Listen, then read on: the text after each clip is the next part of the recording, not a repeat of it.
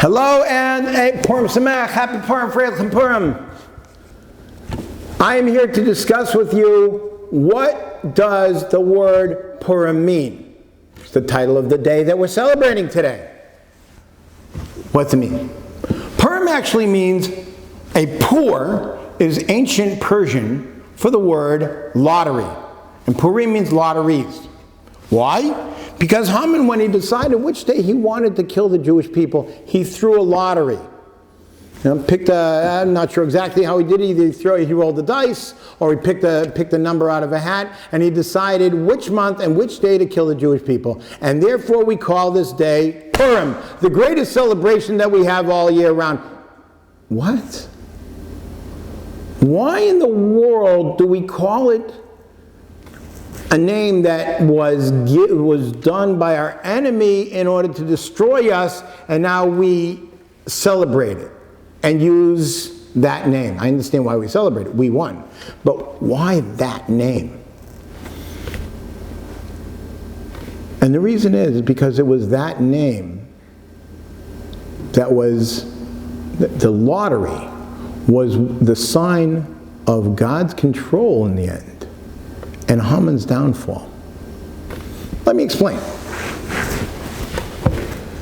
Haman came from the nation of Amalek. The nation of Amalek has a tradition, it's in their DNA, to hate the Jewish people.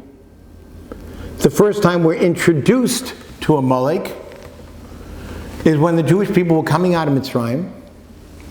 They went through the Yam Suf, they split the Red Sea. Everybody else in the world was scared stiff, and Amalek wasn't afraid. They attacked. And how did they attack? It says, Asher karcha baderech. They happened upon you on the way. It just happened. You see, that's Amalek, and that's why they hate us. Because Amalek's, and therefore Haman's philosophy is, everything is just happened. There's no rhyme or reason. It's random. Life is random. Klal Yisrael, the Jewish people, our philosophy, our belief, our life, we don't believe in that. There is no such thing as random. The Hebrew word for coincidence is mikra. But mikra, if you rearrange the letters, is rak me Hashem, only from God. There is no such thing as coincidence. There is no such thing as random. And Haman wanted to destroy us through his random selection, through his lottery. What happened?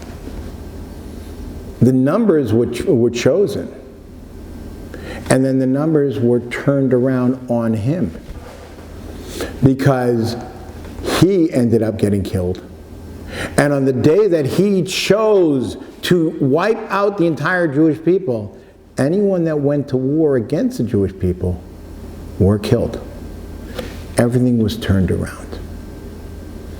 Why is Purim celebrated more so than any other holiday of the year? Because we have a hard time relating to the other holidays. Because the other holidays celebrate open miracles, what we call nisim nigloim. Incredible miracles, splitting the Red Sea. The Torah coming down from heaven. God talking to the Jewish people. Even Hanukkah, the war, was incredibly miraculous. But if you look at the Megillah, and you just read the words, first of all, God's name isn't mentioned once. Second of all these things are things that happen, the royal inquiries and plots behind the scenes, the queen and the king, and this one wants to kill that one, and this one saves the other one, becomes a hero. You see these things. Politics. Who doesn't see all kinds of things going on in politics today? Our own lives. If you look at your own life, you see, go through day-to-day of your life. And go through the day-to-day what happened in the story of Purim. These things happen. God forbid a person could be a complete atheist and be able to understand and believe every word of the Megillah.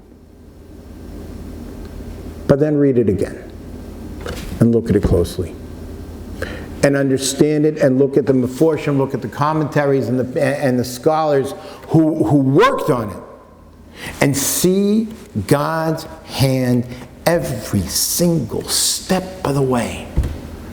To the reason that Achashverosh's first wife was killed, and the reason that it was the Nari Melech, the young men, the servants of the king, that suggest that he find somebody else, and not the Chachamim, not the wise men, because the wise men would have said, look, we have to check into whoever you pick. We got to make sure she has the proper lineage. But the young men said, just look for a pretty girl.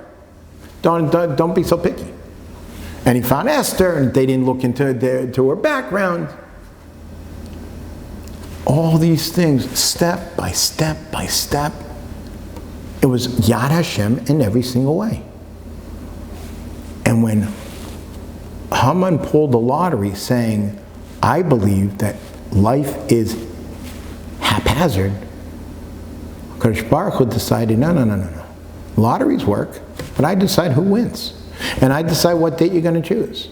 You think you just randomly chose a date that you're going to wipe out the Jewish people? No. V'nahavohu, I turned it over on you. And I picked a date, not randomly, I picked a date that you're going to lose. So why do we celebrate this more so than every other holiday? Because we can relate to it.